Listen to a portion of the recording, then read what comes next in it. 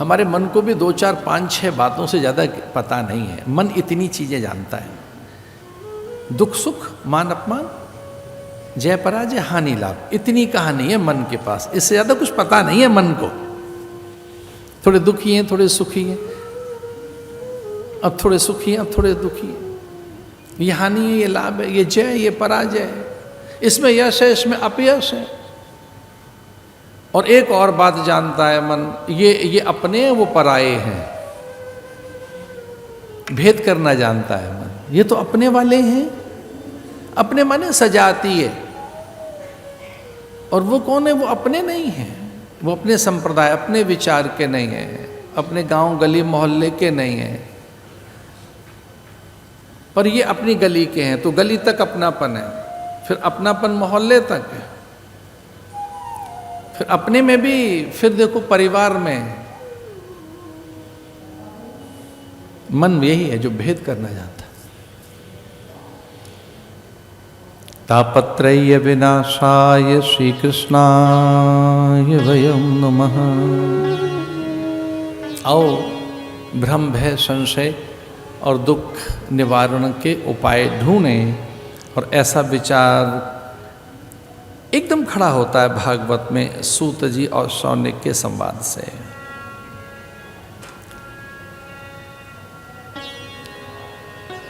अठासी 8000 ऋषियों के मध्य सूत जी का आगमन, अनायास आगमन। इसका अर्थ है कि आप में श्रद्धा पैदा होगी तो गुरु प्रकट हो जाएगा, निसंदेह। अपने भीतर श्रद्धा पैदा कीजिए। जैसे आप में श्रद्धा आप में पैदा होगी तो वो तत्व तो आपके पास अपने आप ही आ जाएगा। सूत जी पहुंच गए। सूत जी उनकी परंपरा के तो नहीं थे,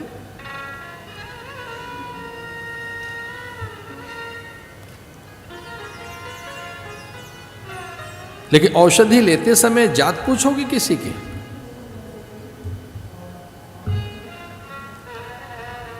औषधि लेते समय, प्रकाश के समय, उजाला जब चाहिए तो जात पूछोगे कि दीपक की कौन सी जाति है? फूलों की सुगंध की जाति क्या है?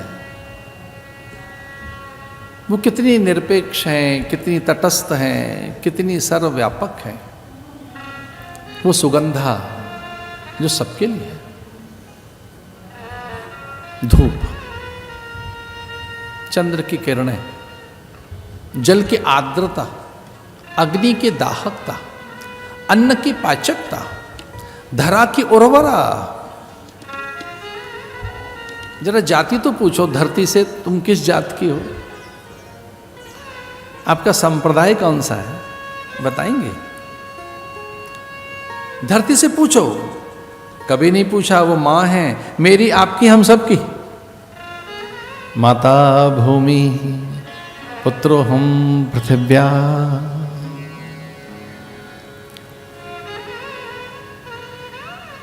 धरती से जाति तो पूछो किसी की, धरती तो मां है।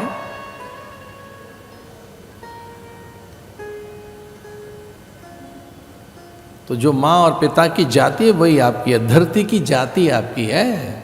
आप धरती से पैदा हुए हैं। कभी बताएंगे कथा कि इन दिनों में, 7 दिनों में हम ज्ञान की उपज हैं। ध्यान रहे, हम ज्ञान में से पैदा हुए, ज्ञान में से।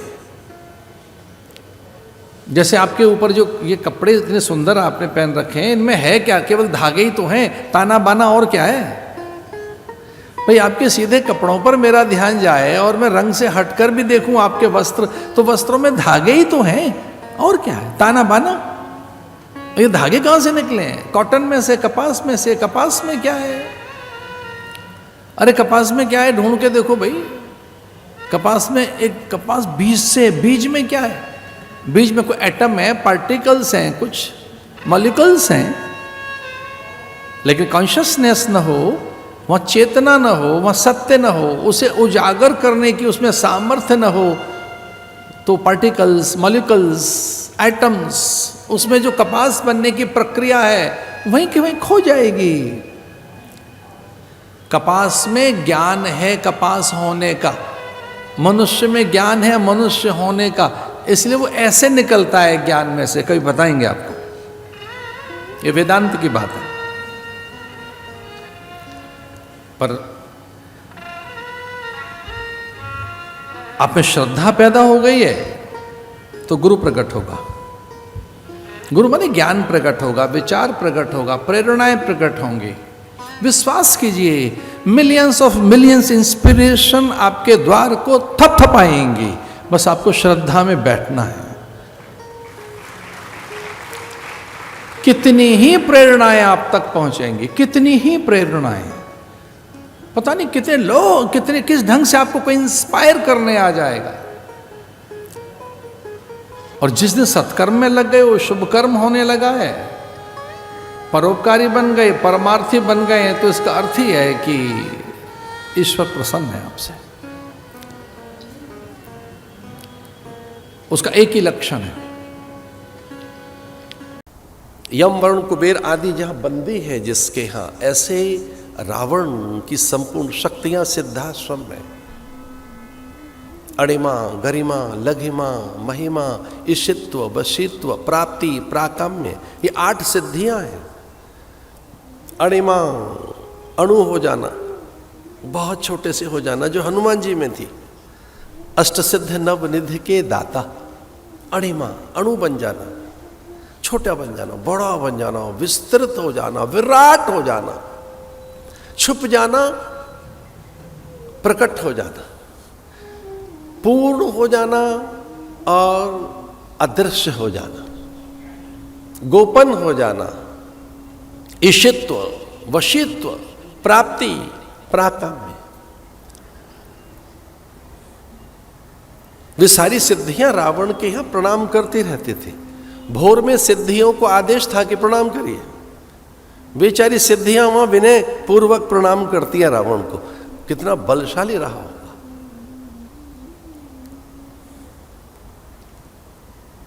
जिसका पुत्र मेघनाथ, अतिकाय, प्रहस्त, अक्षय, ये जो रावण के 10 बेटे थे, रावण जैसे ही थे, इनमें तो कुछ और भी अधिक थे, रावण से भी अधिक। और ये ताड़िका, सुबाहु, मारीच, जिन्होंने पूरे सिद्धाश्रम को घेर लिया था।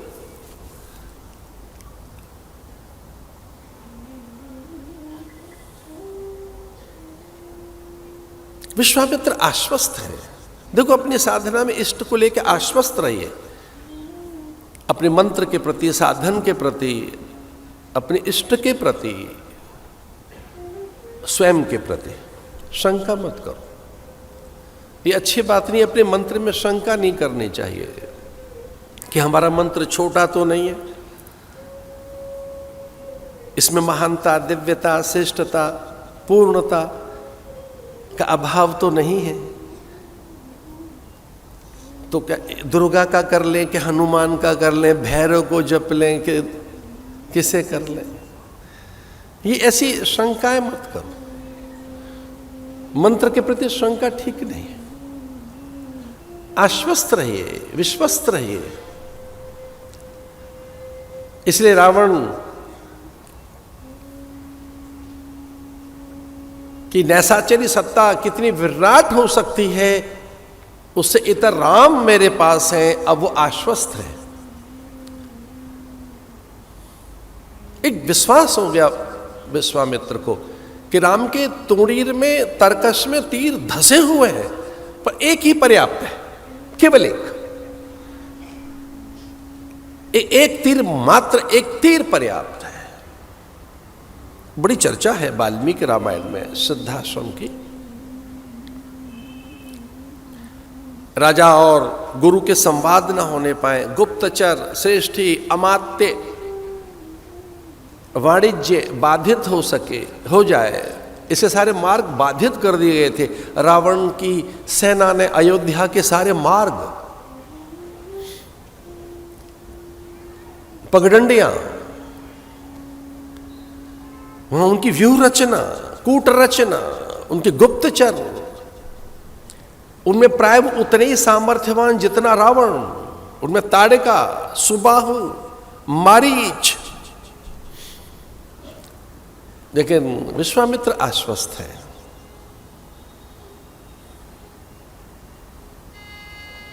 कि अब मेरा यज्ञ फलीभूत होगा। यज्ञ हुआ विष्णु,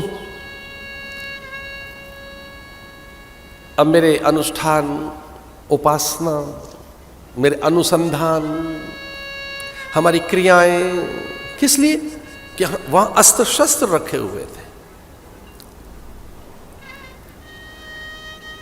शिव के भी अस्त्र वहीं थे, जो दिव्य अस्त्र थे वो सब वहीं पे रखे हुए थे। और रावण की दृष्टि वहां तक पहुंच गई थी कि अगर वो मुझे अस्त्र मिल सके, शस्त्र मिल सके, तो मैं सभी को अपने अधीन कर निष्कंटक राज्य यापन करूंगा, भोग करूंगा। मन केवल एक ही चीज जानता है, भोग करना, और दूसरी चीज नहीं जानता। सुखोपभोग। मन को तो केवल भोग वांछा ही आती है, रसवांछा। इसलिए वो निरापद जीवन चाहता है, निष्कंटक। राजा का कार्य है शत्रु उसके जीवन में न रहे, पहले शत्रुओं को पराजित करे या भयभीत करे या उनका नाश करे।